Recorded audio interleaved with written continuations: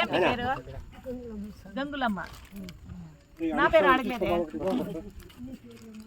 నా పేరు సుబ్బక్క. బాగుందా? బాగుందంట. నేను నవ్వేస్తుంది కదా, నాకు అంతే చాలు. ఎంత ఇది చూడు.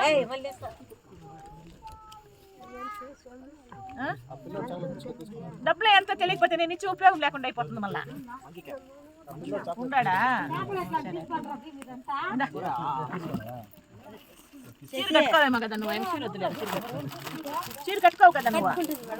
కట్టుకుంటావా? తీసుకుంటావా?